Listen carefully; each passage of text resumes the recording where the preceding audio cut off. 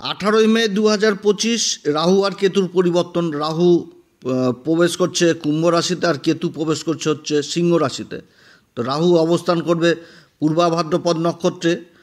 পূর্বা ভাদ্রপদ নক্ষত্র থেকেই রাশি পরিবর্তন করছে। অপরদিকে আবার কেতু উত্তরা ফাল্গুনী নক্ষত্র থেকে রাশি পরিবর্তন করছে। উত্তরা ফাল্গুনী নক্ষত্র হচ্ছে সূর্যদেবের নক্ষত্র এবং এই নক্ষত্রে 20 জুলাই তারপরে কিন্তু আবার নক্ষত্র পরিবর্তন করবে, তখন আবার পূর্বা ফাল্গুনিতে প্রবেশ করবে এই কেতু এবং এই রাশিতে অবস্থান করবে হচ্ছে 25 নভেম্বর 2026 সাল পর্যন্ত। প্রায় 18 মাস এই সিংহ রাশিতেই কেতু অবস্থান করবে।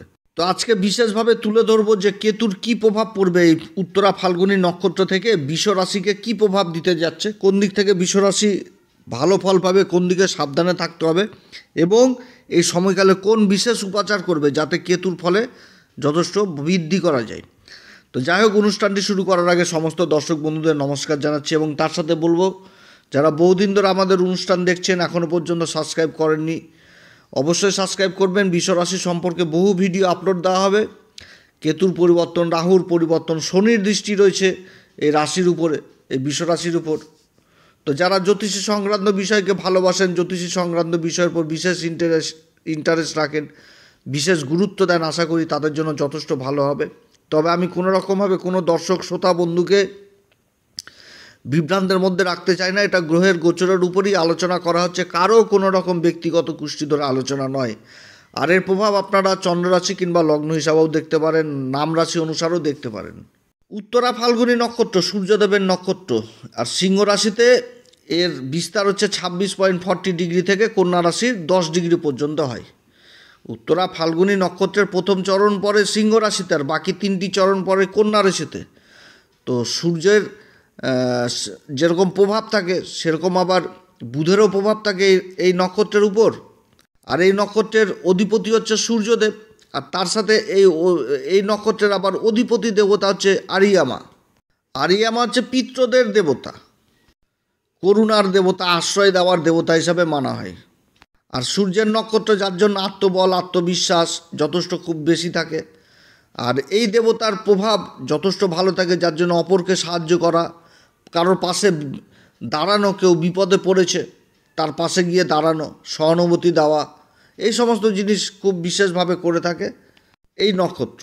সেবা জিনিসটাকে খুব ভালো মতন করতে জানে এই নক্ষত্র। সূর্যের নক্ষত্র, সূর্য হচ্ছে কি? সূর্য হচ্ছে আত্মার কারক, পিতার কারক, ধর্মরক্ষক। ধর্মের রক্ষা করে কে? সূর্য রাজা, সূর্যই তো হচ্ছে রাজা। রাজাই তো করবে ধর্মকে রক্ষা। ধর্ম তো হচ্ছে কি? দেবগুরু বৃহস্পতি, যার জন্য সূর্যের স্থান কি ধর্মকোণেই হয়। ধর্মকে রক্ষা করার দায়িত্ব তো রাজার। এবং যে কোণটা তৈরি হয়, যে পঞ্চম ঘর যেটা হচ্ছে সিংহ রাশি, এই রাশিটা তৈরি হচ্ছে কি মেষ রাশি, সিংহ রাশি এবং ধনু রাশি, অগ্নিতত্ত্ব রাশি। আর এই অগ্নিতত্ত্বের রাশির মধ্যে নবম ঘর যেটা হচ্ছে দেবগুরু বৃহস্পতির রাশি, ধর্মের ঘর। তো এটা ধর্ম ত্রিকোণ হিসাবে পরিচিত এবং এই ধর্ম ত্রিকোণটা তৈরি হয়েছে আবার কেতুর নক্ষত্র দিয়ে। কেতুর নক্ষত্র দিয়ে ধর্ম ত্রিকোণ তৈরি। আর মোক্ষের কারকই হচ্ছে কেতু, অর্থাৎ শুরু কেতু দিয়ে শেষও কেতু দিয়ে। ধর্ম ত্রিকোণের প্রথম নক্ষত্র অশ্বিনী নক্ষত্র, কেতুর নক্ষত্র। সিংহ রাশিতে মঘা নক্ষত্র, কেতুর নক্ষত্র। তারপর হচ্ছে ধনু রাশিতে মূল নক্ষত্র, এটাও কেতু নক্ষত্র। 4টি চরণের মধ্যে 4টি চরণই কিন্তু এই ত্রিকোণের মধ্যে অবস্থিত। রাহু আর কেতুতে একটাই দেহ ছিল, যেটা হচ্ছে সর্বাণু নামে অসুর। যখন ওই অমৃত পান করার সময় চন্দ্র আর সূর্য মিলে বলে দিয়েছিল যে অমৃত খেয়ে নিচ্ছে, তখন তো শ্রীহরি বিষ্ণুই তার চক্র দিয়ে গলা কেটে দিল। তো ধর হয়ে গেল কেতু, মাথা হয়ে গেল রাহু। রাহু হচ্ছে কি ভ্রমের কারক, বিভ্রান্তি করায় রাহু। আর কেতু হচ্ছে কি মোক্ষের কারক। কেতু হচ্ছে কি ঝান্ডা, পতাকা, জয়ের চিহ্ন। কারণ ঝান্ডা পতাকা কোথায় উত্তোলন হয়? প্রতীক হিসাবেই তো থাকে সবার উপরে, যার জন্য কেতুর স্থান সবার উপরে হয়। রাহু হচ্ছে একটি পাপী গ্রহ, আর রাহুর বিপরীতে কেতু অবস্থান করে, যার জন্য শুভ গ্রহ হিসাবে মানা হয়। তবে কেতু হচ্ছে একটি ছায়া গ্রহ। কেতুর দৃষ্টি থাকে না, কেতুর দৃষ্টি নাই, কিন্তু গুরুপদ দৃষ্টি, গুরুর সমান দৃষ্টি, গুরুবধ, গুরুর আশীর্বাদ, গুরুর শিষ্যই তো হচ্ছে এই কেতু, যার জন্য গুরুবধ দৃষ্টি পায়। ধর্ম জিনিসটা গুরু থেকে দেখা হয়। গুরু হচ্ছে ধর্মের কারক, ধর্মের জ্ঞান। আর গুরু শিষ্য হচ্ছে কেতু। তাহলে জ্ঞান নিবে হচ্ছে কেতু, যার জন্য ধর্মের সাথে কেতুর যুক্ত থাকে, যার জন্য কেতুর সাথে গুরুর সম্পর্ক হয়ে যায় নিবিড়, গুরু শিষ্যের। গুরুর প্রভাব কেতুর উপর যথেষ্ট থাকে। রাহুর বিপরীতে কেতু অবস্থান।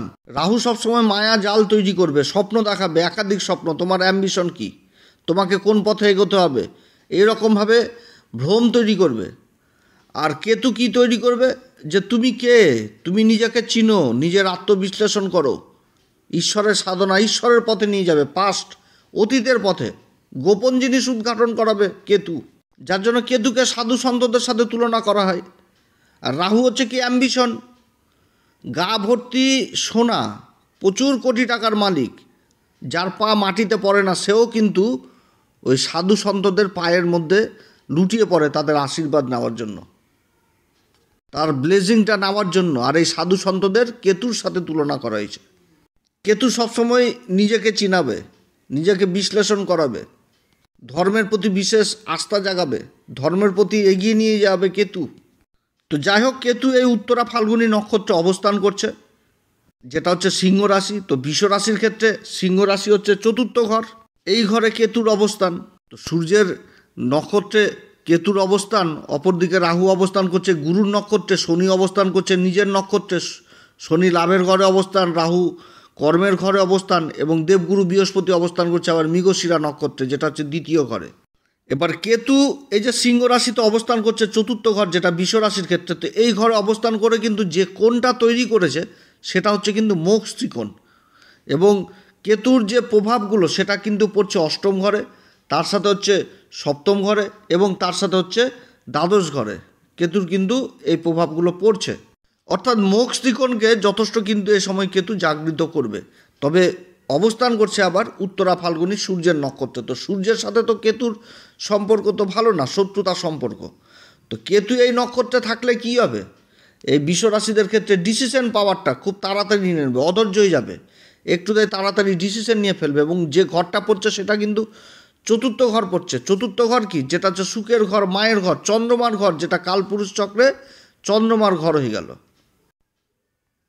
বৃষ রাশির ক্ষেত্রে কেতুর এই নক্ষত্রে চতুর্থ ঘরে অবস্থান সিংহ রাশিতে, তো এইখানটাতে কিন্তু আধ্যাত্মিক চিন্তাধারা এটা কিন্তু বিশেষভাবে জাগিয়ে তুলবে বৃষ রাশিদের।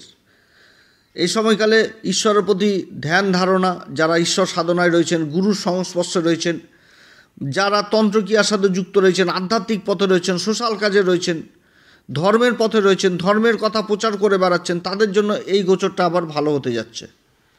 এই সময়কালে ধর্মের প্রতি যথেষ্ট রুচি জাগবে এই বৃষ রাশির।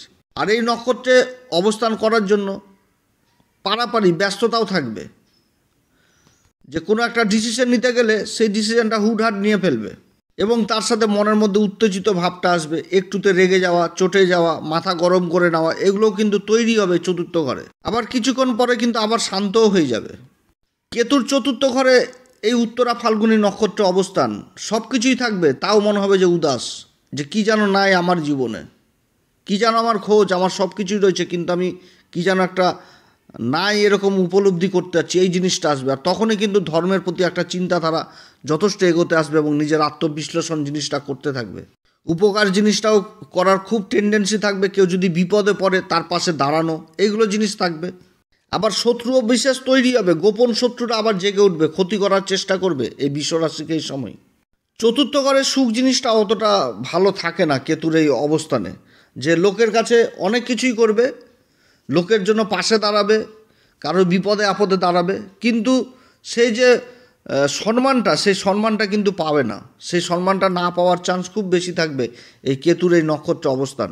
চতুর্থ ঘরে কেতুর এই অবস্থান ভৌতিক সুখ থেকে যথেষ্ট দূরে সরিয়ে নিয়ে যাবে। মায়ের সাথেও সম্পর্ক যথেষ্ট দূরত্ব তৈরি করবে, মায়ের সাথে সম্পর্কের, মায়ের শারীরিক অবস্থার অবনতি ঘটাবে, অস্থিজনিত সমস্যা বৃদ্ধি পাবে, যাদের রাতকানা রোগ রয়েছে, চোখের সমস্যা রয়েছে, ত্বকের সমস্যা রয়েছে, এগুলো যথেষ্ট বৃদ্ধি পাবে। অতএব এদিক থেকে যথেষ্ট পিতামাতার উপর মানে সন্তানের যথেষ্ট খেয়াল রাখতে হবে। এই সময়কালে কোনো গোপন অসুখ সেটাও জেগে ওঠার প্রবল সম্ভাবনা থাকছে বৃষ রাশির। অর্থাৎ অসুখ বিসুখ হলে যথেষ্ট খেয়াল রাখতে হবে, পরিচর্যা করতে হবে, ডাক্তারির সাহায্য নেওয়া লাগবে। জায়গা জমি সংক্রান্ত কাজে যারা যুক্ত রয়েছেন তারা বিশেষভাবে সাবধান থাকবেন, কাগজপত্র না দেখে কোনো রকমভাবে ডিল ফাইনাল করতে যাবেন না, না তো বিপদে পড়তে হবে। মুখের কথাতে বা কাউকে বিশ্বাস করে কোনো রকমভাবে ডিল করবেন না। এই সময়কালে খরচাপাতিও যথেষ্ট বৃদ্ধি করাবে এই কেতুর এই অবস্থান এই উত্তরা ফাল্গুনিতে।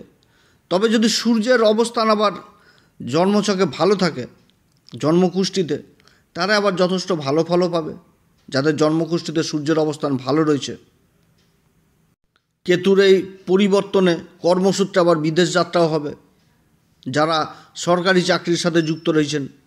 তবে বৃষ রাশির ক্ষেত্রে কেতুর এই যে পরিবর্তন হচ্ছে এই সময়কালে বিশেষ খেয়াল রাখতে হবে, কোনো প্রশাসনিক ঝুটঝামেলায় নিজেকে জড়িত করা যাবে না। অতএব ঝুটঝামেলা থেকে যথেষ্ট দূরে থাকতে হবে, বাকবিতণ্ডা থেকে যথেষ্ট দূরে থাকতে হবে। যে কোনো কাজে ডিসিশন নিতে গেলে ধৈর্য সহকারে ডিসিশন নিতে হবে। কারো কথায়, বন্ধুবান্ধবদের কথায় কিন্তু কোনো রকম ডিসিশন নয়। পিতার সাথে সম্পর্ক যথেষ্ট ভালো রাখতে হবে, মাতার সাথে সম্পর্ক যথেষ্ট ভালো রাখতে হবে। এই সময়কালে কোন উপাচার করবে?